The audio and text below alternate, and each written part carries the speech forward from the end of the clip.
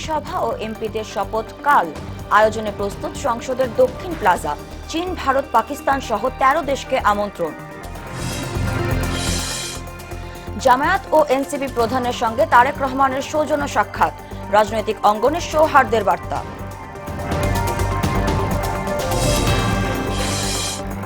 নির্বাচন পরবর্তী নিপীড়নের প্রতিবাদে 11 দলীয় ঐক্যের বিক্ষোভ সমাবেশ আজ। 32টি আসনে ভোট পুনর্গণনার দাবি। এবং দীর্ঘ রাজনৈতিক অনিশ্চয়তার পর নতুন অধ্যায়ের পথে বাংলাদেশ। বিএনপি চেয়ারম্যানের নেতৃত্বে নতুন সরকারের যাত্রার প্রতীক্ষা।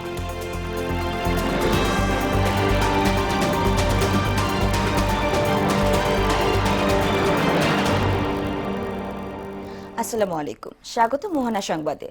এতক্ষণ শুনছিলেন শিরোনাম, পুরো সংবাদের সঙ্গে আছি সাদিয়া জাহান মিম। ত্রয়োদশ জাতীয় সংসদ নির্বাচনে বিজয়ী সংসদ সদস্য ও নতুন মন্ত্রিসভার শপথ ঘিরে শুরু হয়েছে প্রস্তুতি। সার্কভুক্ত দেশের পররাষ্ট্রমন্ত্রীদের আমন্ত্রণ জানানো হয়েছে বলে জানিয়েছেন আইন উপদেষ্টা আসিফ নজরুল। নতুন সরকার শপথ নেওয়া পর্যন্ত অন্তর্বর্তী সরকারের উপদেষ্টারা দায়িত্ব পালন করবেন বলে জানিয়েছেন পরিবেশ উপদেষ্টা সৈয়দা রিজওয়ানা হাসান। আরো জানাচ্ছেন তরিকুল ইসলাম। আমি একবারে বলি, আজকে আমাদের একটা বিদায় বৈঠক। আগামী মঙ্গলবার সকালে বিজয়ী সংসদ সদস্য এবং বিকেলে নতুন মন্ত্রিসভার শপথ অনুষ্ঠিত হবে। সচিবালয়ে সাংবাদিকদের তথ্য জানান অন্তর্বর্তী সরকারের বিদায়ী আইন উপদেষ্টা আসিফ নজরুল। এ সময় শপথ অনুষ্ঠানে সার্কভুক্ত দেশগুলোর পররাষ্ট্রমন্ত্রীদের আমন্ত্রণ জানানো হয়েছে বলে জানান তিনি। এখন পর্যন্ত পররাষ্ট্র মন্ত্রণালয় আছে তাদের পক্ষ থেকে সার্ক কান্ট্রিগুলোর পররাষ্ট্র মন্ত্রীদের বলা হয়েছে। এদিকে নতুন সরকার শপথ নেওয়া পর্যন্ত অন্তর্বর্তী সরকারের উপদেষ্টারা দায়িত্ব পালন করবে বলে জানিয়েছে পরিবেশ উপদেষ্টা সৈয়দা রিজওয়ানা হাসান। অভিজ্ঞতা কাজে লাগাতে গেলে যে আপনাকে মন্ত্রিসভাতেই নিতে হবে এমন তো কোনো কথা নেই, তাই না? পরামর্শ নিতে পারে অবশ্যই। নির্বাচন পরবর্তী পরিস্থিতি নিয়ে কথা বলেন প্রেস সচিব শফিকুল আলম। ফরেন সার্ভিস একাডেমিতে তিনি দাবি করেন ত্রয়োদশ জাতীয় সংসদ নির্বাচনের মাধ্যমে পুলিশ তাদের মর্যাদা ফিরে পেয়েছে এবং নির্বাচন পরবর্তী কোনো সংখ্যালঘু নির্যাতনের ঘটনা ঘটেনি। ইতিহাসের এটা একটা সেরা ইলেকশন হবে এবং সেটাই হয়েছে এবং এটা একটা স্মরণীয় ইলেকশন হয়ে থাকবে। এই ইলেকশনের মাধ্যমে পুলিশ তার আত্মমর্যাদা ফিরে পেয়েছে। এ সময় হাতিয়া আলোচিত ধর্ষণের ঘটনার তদন্ত কমিটি গঠন করা হয়েছে বলেও জানান প্রেস সচিব। জনজীবনে স্বস্তি ফিরিয়ে আনার জন্য এই আইনগুলো করা হয়েছে। তরিকুল ইসলাম, মোহনা সংবাদ, ঢাকা। নতুন সরকারের শপথ অনুষ্ঠানে চীন, ভারত, পাকিস্তান সহ 13 দেশের সরকার প্রধানকে আমন্ত্রণ জানানো হয়েছে। আমন্ত্রণ জানান অন্তর্বর্তী সরকারের প্রধান অধ্যাপক মোহাম্মদ ইউনুস। বিশ্লেষকরা মনে করছেন এই শপথ অনুষ্ঠান ঘিরে আঞ্চলিক কূটনীতিতে নতুন বার্তা আসতে পারে। ত্রয়োদশ জাতীয় সংসদ নির্বাচনে বিএনপির নেতৃত্বাধীন জোট নিরঙ্কুশ জয় পেয়েছে। অন্যদিকে নিজেদের আসন প্রাপ্তির দিক দিয়ে ইতিহাস গড়েছে জামায়াতে ইসলামী। নির্বাচনের পর সৌজন্য সাক্ষাৎ করতে জামায়াত আমির ডাক্তার শফিকুর রহমান এবং এনসিপির আহ্বায়ক নাহিদ ইসলামের বাসায় যান বিএনপি চেয়ারম্যান তারেক রহমান। আরো জানাচ্ছেন তানজিদ ভুঁইয়া। ত্রয়োদশ জাতীয় সংসদ নির্বাচন পরবর্তী বাংলাদেশে ইতিবাচক রাজনীতির সূচনার অংশ হিসেবে বিএনপি চেয়ারম্যান তারেক রহমান রবিবার সন্ধ্যায় রাজধানীর বসুন্ধরা আবাসিক এলাকায় জামায়াত আমিরের বাসায় গিয়ে সৌজন্য সাক্ষাৎ করেন। এ সময় উপস্থিত ছিলেন বিএনপি মহাসচিব মির্জা ফখরুল ইসলাম আলমগীর, স্থায়ী কমিটির সদস্য নজরুল ইসলাম খান সহ জামায়াতের নায়েবে আমির সৈয়দ আব্দুল্লাহ মোহাম্মদ তাহের। জামায়াত আমিরের বাসায় 1 ঘণ্টা ছিলেন বিএনপি চেয়ারম্যান। পরে জামায়াতের নায়েবে আমির সাংবাদিকদের জানান, বিএনপির এই সৌজন্যমূলক সাক্ষাৎ রাজনৈতিক অঙ্গনে নতুন বার্তা দিবে। দেশের আইন শৃঙ্খলা সহ জনগণের মৌলিক অধিকারের দিকে প্রাধান্য দেওয়ার উপর আলোচনা হয়েছে বলেও জানান তিনি। আলোচনা হয়েছে, প্রথম কথা হচ্ছে ল অ্যান্ড অর্ডার সিচুয়েশন, মানুষের সিকিউরিটি ইস্যুটা হচ্ছে সবচেয়ে বেশি। এই বিষয়ে যেন সরকার অত্যন্ত গুরুত্ব দিয়ে কাজ করে, একটা মৌলিক কোয়ালিটেটিভ চেঞ্জ যাতে আমরা এদেশে পেতে পারি সে বিষয়েও আমরা দৃষ্টি আকর্ষণ করেছি। পজিটিভ যে কোনো বিষয় আছে আমরা বলেছি আমরা কোঅপারেট করব। এরপর রাত 8:30টার দিকে গাড়ি বহর নিয়ে আমিরে জামায়াতের বাসভবন থেকে এনসিপির আহ্বায়ক নাহিদ ইসলামের বাসায় সৌজন্য সাক্ষাতের জন্য পৌঁছান বিএনপি চেয়ারম্যান। সৌজন্য সাক্ষাতের সময় উপস্থিত ছিলেন বিএনপি মহাসচিব মির্জা ফখরুল ইসলাম আলমগীর, স্থায়ী কমিটির সদস্য নজরুল ইসলাম খান সহ এনসিপি নেতা আক্তার হোসেন, সার্জিস আলম সহ দুই দলের সিনিয়র নেতৃবৃন্দ। তামজিদ ভুইয়া, মোহনা সংবাদ, ঢাকা। বিএনপি চেয়ারম্যান তারেক রহমানের সঙ্গে এনসিপির আহ্বায়ক নাহিদ ইসলামের সৌজন্য সাক্ষাৎকে দেশের রাজনীতিতে একটি গুরুত্বপূর্ণ দিক বলে মন্তব্য করেছেন দলটির সদস্য সচিব আক্তার হোসেন। রোববার রাতে এনসিপি আহ্বায়কের বাসায় তারেক রহমানের সঙ্গে বৈঠকের পর গণমাধ্যমকে ব্রিফিংকালে তিনি এ মন্তব্য করেন। তারেক রহমান যে রাজনৈতিক সৌজন্যবোধের জায়গা থেকে জনাব নাহিদ ইসলামের সঙ্গে আজ সাক্ষাৎ এসেছিলেন, এই রাজনৈতিক সৌজন্যতা এবং তার জয়ী হয়ে আসাকে আমরা অভিনন্দন জানাই। আমরা নিজেদের মধ্যে মতভিন্নতা সত্ত্বেও কিভাবে রাজনৈতিক মতভিন্নতার বাইরে গিয়েও একত্রে দেশের জন্য কাজ করতে পারি সেই বিষয়গুলো নিয়ে আমরা কথা বলেছি। বাংলাদেশের সংস্কারের যে প্রশ্ন, সেই প্রশ্নকে কিভাবে সুরাহা করা যায় এবং বিচারের যে প্রশ্ন, সেই বিষয়গুলো নিয়ে আমরা নিজেদের মধ্যে কথা বলেছি। ত্রয়োদশ জাতীয় সংসদ নির্বাচনে নিরঙ্কুশ সংখ্যাগরিষ্ঠতা পায় বিএনপি ও তার জোট। ফলে প্রায় ২০ বছর পর সরকার গঠন করতে যাচ্ছে দলটি। এতে মন্ত্রিপরিষদের আকার হতে পারে ৪০ থেকে ৪৫ সদস্যের। থাকবেন কয়েকজন টেকনোক্রেট মন্ত্রীও। মন্ত্রী হওয়ার দৌড়ে এগিয়ে আছেন দলটির বেশ কয়েকজন তরুণ নেতাও। এবার মন্ত্রিসভায় বিএনপির ত্যাগী নেতারা প্রাধান্য পাবেন বলে ধারণা করা হচ্ছে। টক অব দ্য কান্ট্রিতে থাকা এসব আলোচিত নেতাদের নিয়ে দেখুন মফিউর রহমানের রিপোর্ট। ২০০৬ সালে পূর্ণিমার শেষ করে তত্ত্বাবধায়ক সরকারের হাতে ক্ষমতা হস্তান্তর করে বিএনপি। এরপর নানা ঘটন অঘটনের মধ্য দিয়ে ক্ষমতা নেয় মঈনুদ্দিন ফখরুদ্দিন সরকার। তারা ২০০৮ সালে নির্বাচন দিলে ক্ষমতায় আসে আওয়ামী লীগ। বিভিন্নভাবে তারা টানা ক্ষমতায় থাকে ২০২৪ সাল পর্যন্ত। ছাত্র জনতার অভ্যুত্থানে ক্ষমতাচ্যুত হয় হাসিনা সরকার। এরপর অন্তর্বর্তী সরকারের দায়িত্ব নেন অধ্যাপক মোহাম্মদ ইউনূস। প্রায় ১৭ মাস পর ত্রয়োদশ জাতীয় সংসদ নির্বাচন দেয় সরকার। এতে নিরঙ্কুশ সংখ্যাগরিষ্ঠতা পায় বিএনপি জোট। প্রায় ২০ বছর পর সরকার গঠন করতে যাচ্ছে বিএনপি। এতে নবীন ও প্রবীণদের সমন্বয় হচ্ছে মন্ত্রিসভা, যার আকার হতে পারে ৪০ থেকে ৪৫ সদস্যের। বিএনপি চেয়ারম্যান তারেক রহমান হচ্ছেন প্রধানমন্ত্রী। পাশাপাশি তার কাছেই থাকবে প্রতিরক্ষা মন্ত্রণালয়ের দায়িত্ব। এছাড়া আলোচনায় রয়েছেন দলের মহাসচিব মির্জা ফখরুল ইসলাম আলমগীর। তিনি মন্ত্রী বা রাষ্ট্রপতি হতে পারেন। স্পিকার হিসেবে আলোচনায় আছেন ড আব্দুল মঈন খান ও জয়নাল আবেদিন ফারুক। মন্ত্রিপরিষদের সদস্য হিসেবে আলোচনায় আছেন বিএনপি সিনিয়র নেতারা। এর মধ্যে যাদের নাম বেশি শোনা যাচ্ছে তারা হলেন দলের স্থায়ী কমিটির সদস্য ড খন্দকার মোশাররফ হোসেন, মির্জা আব্বাস, গয়েশ্বরচন্দ্র রায়, সালাউদ্দিন আহমেদ, ডাক্তার এজেডএম জাহিদ হোসেন। এছাড়াও তালিকায় আছেন দলের দুর্দিনের কাণ্ডারি রুহুল কবির রিজভী। তাকে টেকনোক্রেট কোটায় গুরুত্বপূর্ণ মন্ত্রণালয়ের দায়িত্ব দেওয়া হতে পারে। এছাড়া এই কোটায় নাম শোনা যাচ্ছে মাহাদি আমিন, হুমায়ুন কবির ও আমিনুল ইসলামের। মন্ত্রিসভায় যুক্ত হতে পারেন দলের তরুণ নেতারাও। এর মধ্যে রয়েছেন শহীদুদ্দিন চৌধুরী আনি, সুলতান সালাউদ্দিন টুকু, ব্যারিস্টার কায়সার কামাল, শরীফুল আলম, ড রেজা কিবরিয়া, ডাক্তার রফিকুল ইসলাম বাচ্চু ও রশিদুজ্জামান মিল্লাত। এছাড়া শিক্ষক নেতা অধ্যক্ষ সেলিম ভূঁইয়ার নামও শোনা যাচ্ছে এই তালিকায়। শরিকদের মধ্য থেকে কয়েকজনের স্থান হতে পারে মন্ত্রিসভায়। এদের মধ্যে রয়েছেন আন্দালিব রহমান পার্থ ও নুরুল হক নূর। মফিউর রহমান, মোহনা সংবাদ, ঢাকা। ত্রয়োদশ জাতীয় সংসদ নির্বাচনের পর ফলাফলে চমক দেখা গেছে বেশ কিছু আসনে। সবচেয়ে বড় রাজনৈতিক চমক সম্ভবত এসেছে গোপালগঞ্জ থেকে। স্বাধীনতার পর গোপালগঞ্জ জেলায় প্রথমবারের মতো ৩টি আসনে বিজয়ী হয়েছেন বিএনপি প্রার্থীরা। ভোটের এই ফলাফল দেশের সামগ্রিক রাজনৈতিক প্রেক্ষাপটে এক নতুন বার্তা দিচ্ছে। পরিবর্তনের হাওয়ায় পাল্টে যাওয়া ৩টি আসনের নবনির্বাচিত প্রতিনিধিদের হাত ধরে এই জনপদ নতুন আগামীর পথে কতটা এগোতে পারে সেদিকেই দৃষ্টি সবার।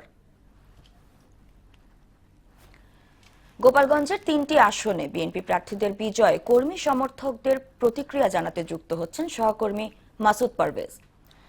মাসুদ, স্বাধীনতার পর প্রথমবার গোপালগঞ্জের ৩ আসনেই বিএনপির বিজয়। দলটির কর্মী সমর্থকদের প্রতিক্রিয়া কি?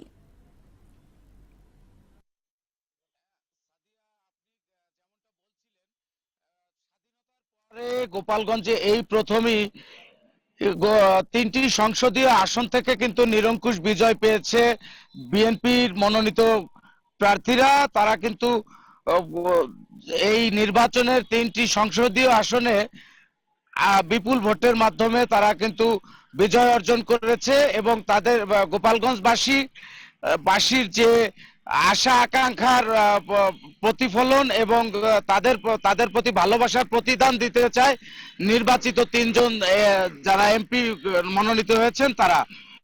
এছাড়াও বিএনপি নেতা কর্মীদের মাঝে কিন্তু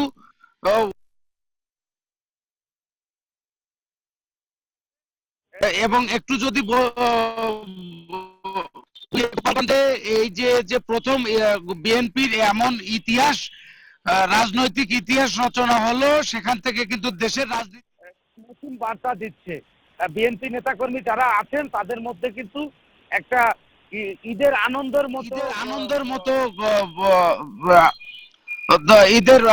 মতো উচ্ছ্বাস আমরা দেখতে পাচ্ছি। আমার পাশে কিন্তু নেতাকর্মীরা একটু জানতে চাইবো। ধন্যবাদ। আসলে বিগত দিন আপনারা দেখেছেন যে গোপালগঞ্জে একটা দুর্গ হিসেবে পরিচিত ছিল। বিগত দিনে আমরা আসলে ওইভাবে সুযোগ পাইনি ভোট কেন্দ্রে যাওয়ার মতন, ভোট দেওয়ার মতন। তো এবার সুযোগ পেয়েছি ইনশাল্লাহ। আপনারা দেখেছেন যে গোপালগঞ্জ 1, 2, 3 আমরা বিজয়ী হয়েছি এবং আমাদের এখন একটা সময়ের দাবি বিএনপিকে আমরা 3টি সিট উপহার দিচ্ছি। বিএনপি যেন আমাদের একটা মন্ত্রিত্ব উপহার দেয়। ধন্যবাদ। শুনছিলেন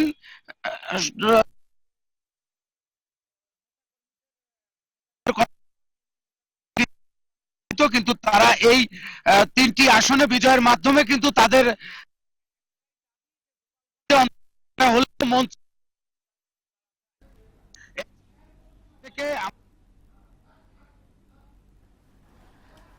ধন্যবাদ মাসুদ।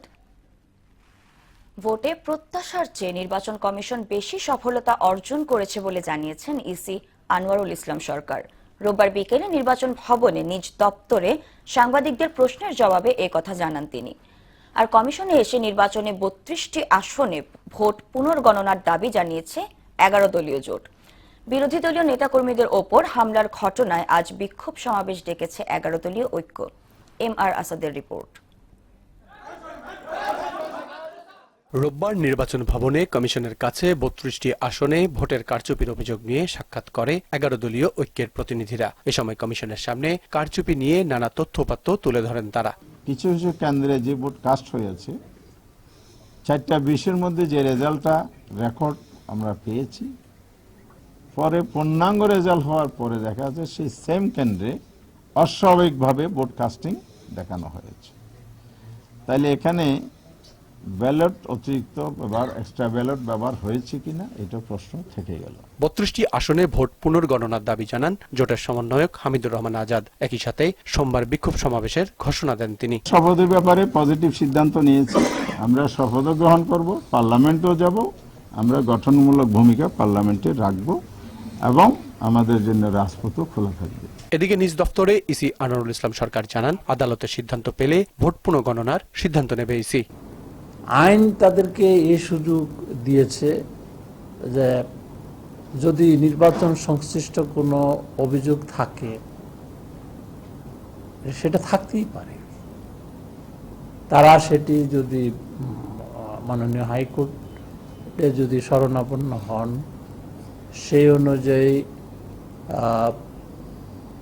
সিদ্ধান্ত পাবেন তারা। ত্রয়োদশ জাতীয় সংসদ নির্বাচন ও গণভোট প্রত্যাশার চেয়ে সফল বলেও দাবি করেন তিনি। এত সুন্দর একটি নির্বাচন মহান আল্লাহ সরাসরি আমাদেরকে সহায়তা করার কারণেই এটি সম্ভব হয়েছে। MR আসাদ, মোহনা সংবাদ, ঢাকা। আমরা দীর্ঘ রাজনৈতিক অনিশ্চয়তার পর নতুন অধ্যায়ের পথে বাংলাদেশ। গেল বছরের 25 ডিসেম্বর স্বদেশ প্রত্যাবর্তন, এরপর 12 ফেব্রুয়ারির ত্রয়োদশ জাতীয় সংসদ নির্বাচনে 2/3 বেশি আসনে জয়। এখন অপেক্ষা শপথের। দায়িত্ব গ্রহণের মধ্য দিয়ে শুরু হবে শহীদ জিয়াউর রহমান ও খালেদা জিয়ার জ্যেষ্ঠ পুত্র তারেক রহমানের নেতৃত্বে নতুন সরকারের যাত্রা। বিস্তারিত জানাচ্ছেন নাহিদ সিরাজি নিম্মি। গেল বছরের 25 ডিসেম্বর দেশের রাজনীতিতে আসে বড় মেরুকরণ। দীর্ঘ 17 বছর পর দেশে ফেরেন তারেক রহমান। এরপর সময় গড়ায় জাতীয় নির্বাচনের দিকে। 12 ফেব্রুয়ারি অনুষ্ঠিত ত্রয়োদশ জাতীয় সংসদ নির্বাচনে নিরঙ্কুশ জয় পায় বাংলাদেশ জাতীয়তাবাদী দল বিএনপি। 2/3 বেশি আসনে জয়লাভ করে সরকার গঠনের জন্য এককভাবে সংখ্যাগরিষ্ঠতা অর্জন করে দলটি।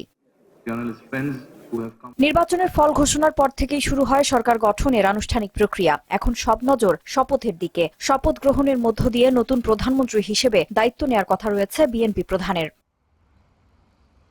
তবে রাজনৈতিক এই পালা বদলের মুহূর্তে সাধারণ মানুষের প্রত্যাশা অনেক বেশি। বিগত সময়ের দুর্নীতি, অনিয়ম এবং ক্ষমতার অপব্যবহার থেকে মুক্ত একটি স্বচ্ছ ও জবাবদিহিতামূলক সরকার দেখতে চান তারা। আমরা শান্ত মতন ব্যবসা করতে পারবো, শান্ত মতন চলতে পারবো, ফিরতে পারবো, খাইতে পারবো, এইটুকুই তো আমাদের জন্য। মনে করেন আমি এই ব্যবসাটা করে জানি করে খাইতে পারি, কোনোদিন হামলা না আসে, কোনোদিকে জানি কোনোদিকে কেউ জানি চাঁদাবাজি না করতে পারে। সবচেয়ে বড় প্রত্যাশা দ্রব্যমূল্য ভোক্তাদের নাগালে রাখা। খাদ্যদ্রব্যের ঊর্ধ্বগতির কারণে দুর্বিষহ হয়ে পড়েছে নিম্ন ও মধ্যবিত্ত মানুষের জীবনযাত্রা। নতুন সরকারের কাছে এ সংকট সমাধানের দাবি সর্বস্তরের মানুষের। জিনিসের দামটা একটু কমাক, যাতে গরিবের লেগে সাধারণ লোকের লেগে চলার সুবিধা হোক। কোনো রকম কোনো দুর্নীতি না হয়, কোনো গরিব মানুষের উপর অত্যাচার না হয়, চাঁদাবাজি না হয়। এছাড়া রাজনৈতিক স্থিতিশীলতাও বড় প্রত্যাশা। আন্দোলনের নামে সড়ক অবরোধ, সহিংসতা বা হামলার ঘটনা বন্ধ হয়ে স্বাভাবিক ও শান্তিপূর্ণ পরিবেশ বজায় থাকবে, এমনটাই আশা করছেন নগরবাসী। রাস্তাঘাট বন্ধ করে আন্দোলন না হয়, সবাই মিলেমিশে দেশের জন্য যা ভালো হবে তাই করুক। দেশ গড়তে সবকিছুই নতুন করে গড়তে হবে, এইটা আমার নতুন সরকারের প্রতি আহ্বান। স্বদেশ প্রত্যাবর্তন থেকে নির্বাচনী জয়, সবশেষ শপথের অপেক্ষা। রাজনৈতিক এই পরিবর্তনের মধ্য দিয়ে বাংলাদেশের সামনে খুলছে নতুন সম্ভাবনার দ্বার। এখন দেখার বিষয় নতুন সরকার কতটা সফলভাবে পূরণ করতে পারে জনগণের প্রত্যাশা। নাহিদ সিরাজি নিম্মি, মোহনা সংবাদ, ঢাকা। স্বল্প খরচে অধিক লাভ হওয়ায় নারায়ণগঞ্জ ও লক্ষ্মীপুরে জনপ্রিয় হয়ে উঠছে বস্তায় আদা চাষ। পতিত জমি, বাড়ির উঠান কিংবা ছাদে সবখানে এ পদ্ধতিতে আদা চাষ সহজ হওয়ায় দিন দিন আগ্রহী হচ্ছেন অনেক মানুষ। ক্রমশই বাড়ছে চাষির সংখ্যা ও উৎপাদন। আজমির ইসলাম ও নাজিম উদ্দিন রিয়াদের প্রতিবেদন, জানাচ্ছেন মাহমুদ আক্তার। নারায়ণগঞ্জ জেলায় কয়েক বছরের ব্যবধানে বেড়েছে বস্তায় আদা চাষ।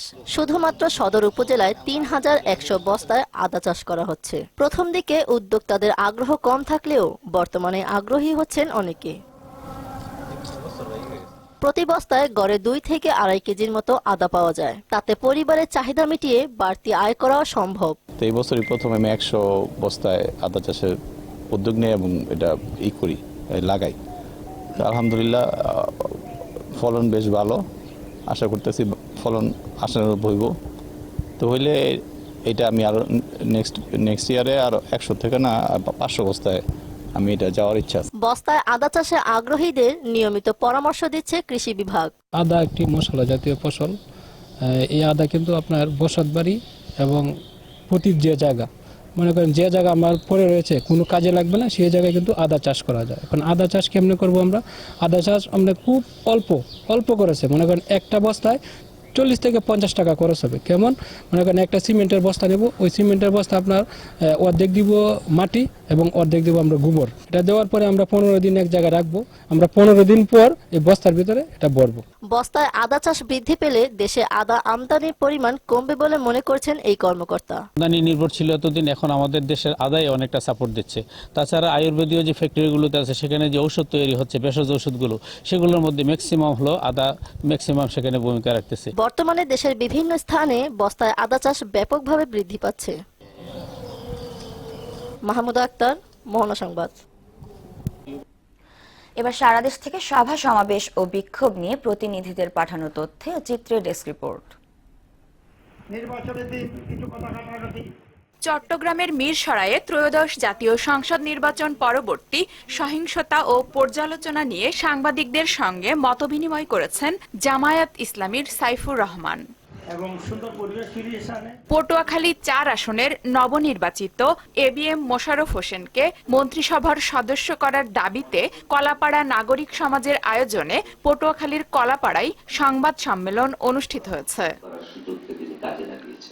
রংপুর 2, 3 ও 6 আসনের ভোট পুনরায় গণনার দাবিতে বিক্ষোভ মিছিল ও জেলা প্রশাসক কার্যালয়ে অবস্থান কর্মসূচি পালন করেছে বিএনপির নেতাকর্মীরা। ত্রয়োদশ জাতীয় সংসদ নির্বাচনে সিরাজগঞ্জ ২ আসনে বিভিন্ন অনিয়মের অভিযোগ তুলে সংবাদ সম্মেলন করেছে ১১ দলীয় জোটের নির্বাচনী সমন্বয় কমিটি। নরসিংদী সদর ১ আসনের নবনির্বাচিত খায়রুল কবির খোকনের পক্ষে সদর উপজেলার নেতাকর্মীদের ফুলেল শুভেচ্ছা ও কর্মীদের সঙ্গে সাক্ষাৎ করেন জেলা বিএনপির প্রশিক্ষণ বিষয়ক সম্পাদক। নীলফামারীর ডোমারে সহিংসতার ঘটনায় জেলা জামায়াতের সংবাদ সম্মেলন অনুষ্ঠিত হয়েছে। মানিকগঞ্জ ১ আসনের নবনির্বাচিত এস.এ. জিন্না কবির দলীয় নেতৃবৃন্দ নিয়ে কবর জিয়ারত শেষে বেগম খালেদা জিয়ার রুহের মাগফেরাত কামনা ও বিএনপির চেয়ারম্যান তারেক রহমানের জন্য দোয়া অনুষ্ঠিত হয়। বরিশাল প্রেস ক্লাবে বরিশাল ৩ আসনের নির্বাচন নিয়ে সংবাদ সম্মেলনে উপস্থিত ছিলেন এবি পার্টির সাধারণ সম্পাদক ব্যারিস্টার আসাদুজ্জামান ফোয়াদ। রাজপথে সক্রিয় থাকার যে লড়াই। লক্ষ্মীপুর ২ আসনে ধানের শীষের প্রতীকের বিজয়ী প্রার্থী আবুল খায়ের ভূঁইয়ার পক্ষে পৌর ৩ নং ওয়ার্ড বিএনপির উদ্যোগে সনাতন ধর্মাবলম্বীদের মাঝে মিষ্টি ও ফুল বিতরণ করা হয়েছে। নির্বাচনে কিশোরগঞ্জ ২ আসনের নবনির্বাচিত অ্যাডভোকেট জালাল উদ্দিনের শুভেচ্ছা বিনিময় সভায় উপস্থিত ছিলেন উপজেলা বিএনপি ও এর অঙ্গ সহযোগী সংগঠনের নেতাকর্মীরা। আফরিন পপি, মোহনা সংবাদ। দর্শক, এই পর্যায়ে জানিয়ে দিচ্ছি আজকের সংবাদপত্রের গুরুত্বপূর্ণ শিরোনাম।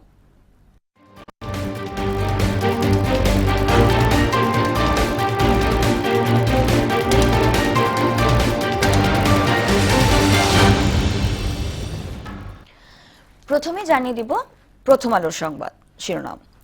প্রথম আলো শিরোনাম করেছে বিএনপি মন্ত্রিসভার আকার বড় হবে না, শফিকুর ও নাহিদের বাসায় তারেক।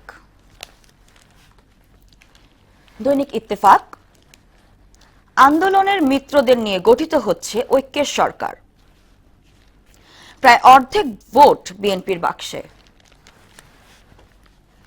সমকাল শিরোনাম করেছে নবীন প্রবীণ সমন্বয়ে মাঝারি আকারের মন্ত্রিসভা হচ্ছে, সরবরাহ পর্যাপ্ত তবু চড়া রমজানের বাজার।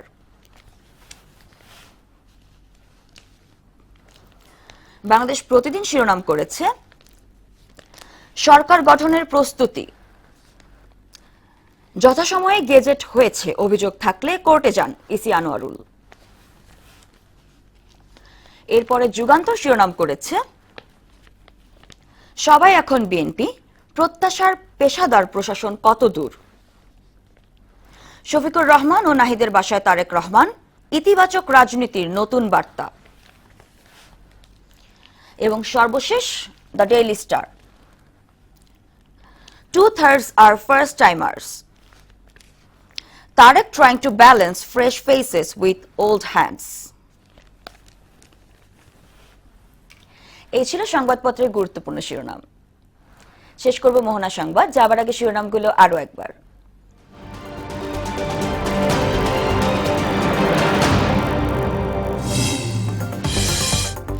নতুন মন্ত্রিসভা ও এমপিদের শপথ কাল আয়োজনে প্রস্তুত সংসদের দক্ষিণ প্লাজা।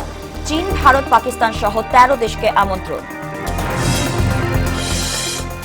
জামায়াত ও এনসিপি প্রধানের সঙ্গে তারেক রহমানের সৌজন্য সাক্ষাৎ, রাজনৈতিক অঙ্গনে সৌহার্দ্যের বার্তা।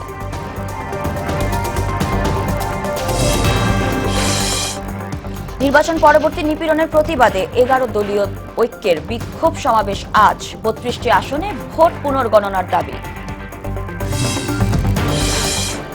এবং দীর্ঘ রাজনৈতিক অনিশ্চয়তার পর নতুন অধ্যায়ের পথে বাংলাদেশ, বিএনপি চেয়ারম্যানের নেতৃত্বে নতুন সরকারের যাত্রার প্রতীক্ষা।